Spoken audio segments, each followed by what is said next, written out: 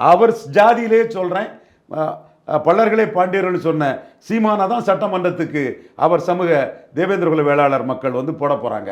IIM Devendrar you are நரேந்திரர்னு Devendrakula Vellalar பேர் மாற்றத்தை கொடுத்த மோடி பக்கம் நின்னவங்க சட்டமன்ற தேர்தலில் அவங்க சீமான் பக்கம் நிற்கிறதுக்கான சாத்தியக்கூறுகள் பிரகாசமாக இருக்குது. 26 தேர்தலில் அதாவது எடப்பாடியையும் ஏற்றுக்கொள்ளாத வாக்காளர்கள் தான் அந்த 18% மோடி பிரதமர்னு வந்த வாக்காளர்கள். இந்த வாக்காளர்களில் சசிகலா மேலே பற்றுதல் கொண்டவங்க, சசிகலா சிறையில் கொள்ள சதின்னு சொன்ன ஒரு சீமான் தான். தினகரன் மேலே பற்றுதல் கொண்டவங்க, தினகரனுக்கும் சீமானுக்கும் 7ஆம் பொருத்தம். ஐயா பன்னீர் மேலே பற்றுதல் கொண்டவங்க தான் மிகப்பெரிய அளவில் இருக்கிறாங்க. பன்னீர் மேலேயும் சீமான் வந்து மிகுந்த மதிப்பு மரியாதையும் கொண்டவர்.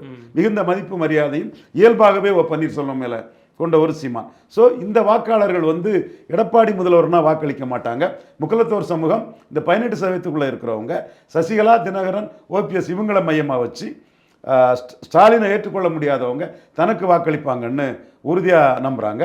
அடுத்தபடியாக இந்த நாடார்கள் வாக்குகளும் அவருக்கு இந்த சூழ்நிலையில் இந்த இதுக்குள்ளே அவருக்கு வரதுக்கான அந்த ட்ரெண்ட் வந்து உருவாயிட்டு, ஐயா வைகுண்டர்னாலும் சரி, பெருந்தலைவர் காமராஜரின் சிறப்புகளை சொல்கிறதுனாலும் சரி, பல அம்சங்களில் வந்து இன்னைக்கு சீமான் வந்து மோடி ஏற்றுக்கிட்ட இந்த நாடார்கள் அவருக்கு வருவாங்கங்கிறதையும் அவர் எதிர்பார்க்கிறாரு. 5 பிராமணர்களை வேட்பாளராக நிறுத்துறாரு.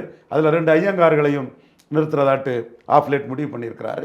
பிராமணர்களே இல்லாத தொகுதியில் 5வது பிராமணரை அவர் நிறுத்துறாரு.